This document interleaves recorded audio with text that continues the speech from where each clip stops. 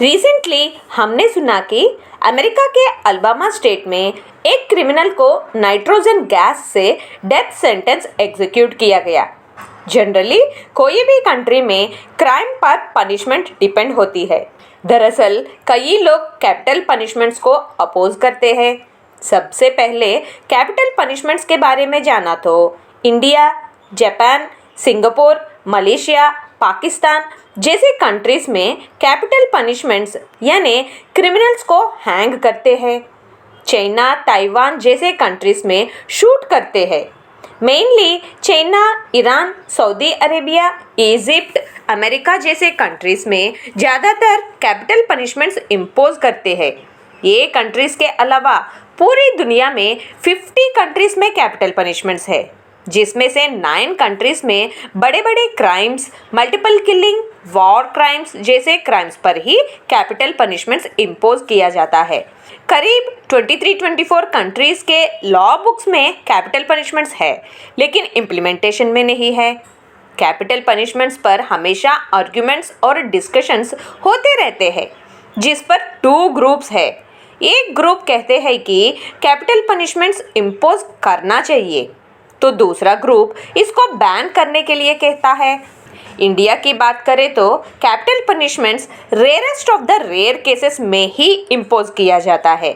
सभी मर्डर्स या बाकी क्राइम्स को नहीं, सिर्फ pre planned cold blooded murders में मर्डर के पीछे के इंटेंशन को ऑब्जर्व कर तब कैपिटल पनिशमेंट पर डिसीजन लिया जाता है। इंडियन पिनल कोड में कई प्रकार के पनिशमेंट्स है। Death penalty, life imprisonment, forfeiture of property और सॉलिटरी कन्फाइनमेंट। ब्रिटिशर्स के टाइम में और 2 प्रकार के पनिशमेंट्स भी रहते थे। एक है डिपोटेशन ऑफ लाइफ, जिसमें कल्प्रिट को सुनसान जगह यानी अंडमान निकोबार आइलैंड्स, काला पानी जैसे जेल्स में लाइफ लॉन्ग रखते थे। दूसरी है सॉलिटरी कन्फाइनमेंट, जो आजकल के दिनों में भी कभी कभी इम्पोज किया जा रहा है। इसमें कल्प्रिट को दूसरों से नहीं मिलने देते हैं।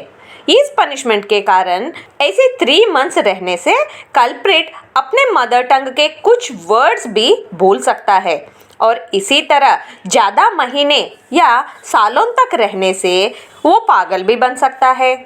अगर पनिशमेंट्स क्यों दिए जाते हैं या क्यों देना चाहिए, इस दिशा में सोचा तो इसके लिए कई थियोरीज है। वो है deterrent theory, preventive theory, reformative theory, retributive theory और कंपेंसेटरी थियरी। डिटरेंट थियरी के अनुसार कल्प्रिट को पनिशमेंट देकर दूसरों को क्राइम करने से डराना। इसके अनुसार चाइना जैसे कम्युनिस्ट कंट्रीज में क्राइम्स यानी करप्शन करना या उनके आइडियोलॉजी को अपोज करने पर पब्लिक में शूट करते हैं, जो देखकर पब्लिक क्राइम करने से डरती है। प्रिवेंटिव थियरी जनरली इंडिया में फॉलो की जाती है। इसमें क्राइम के प्रोपोर्शन में पनिशमेंट दी जाती है। रिट्रिब्यूटिव थियरी रिवेंज लेना जैसा है, जिसमें आंख के लिए आंख, हाथ के लिए हाथ निकाला जाता है, जो मेनली शरिया लॉ फॉलोइंग कंट्रीज में इम्पोज किया जाता है। रिफॉर्मेटरी थियरी यानी इसको गांधी जी की थियरी कह सकते हैं, जिसमें पनिशमेंट के द्वारा क्रिमिनल में बदलाव लाया जाता है, क्योंकि criminals are not born but they are made, और क्राइम्स होने के लिए सोसाइटी ही रीज़न है। कंपेंसेटरी थियरी के अनुसार जब क्राइम्स होते हैं तो क्रिमिनल को पनिशमेंट दिया जाता है, लेकिन इससे डिसीज्ड को कोई फायदा नहीं। कई केसेस में, जैसा 2012 निर्भया केस में क्रिमिनल्स को पनिशमेंट दी गई, लेकिन उससे निर्भया फैमिली को सोल्यूशन नहीं मिला। ऐसे डिसीज्ड के सोलेस के बारे में कंपेंसेटरी थियरी बताती है। ये पनिशमेंट थियरीज एक तरफ है तो दूसरी तरफ कैपिटल पनिशमेंट इम्पोज होना है या नहीं पर कई डिस्कशंस शुरू ही है। कैपिटल पनिशमेंट्स इम्पोज होना है, चाहने वाले कहते हैं कि कैपिटल पनिशमेंट्स नहीं है तो सोसाइटी में क्राइम रेट बढ़ता है। कैपिटल पनिशमेंट्स को बैन करना चाहने वाले कहते हैं कि जब हम एक लाइफ नहीं दे सकते हैं तो लेने का अधिकार भी नहीं है, और ये भी कहते हैं कि कैपिटल पनिशमेंट्स इम्पोज करने के बावजूद वो कंट्रीज में क्राइम रेट कम नहीं हुआ।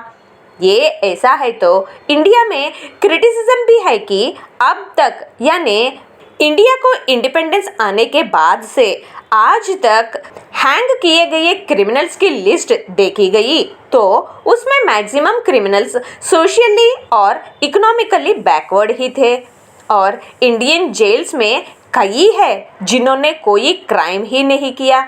इंडिया में एविडेंसेस पर क्लैरिटी नहीं होना और डिलेड प्रोसेसेस ज़्यादा है।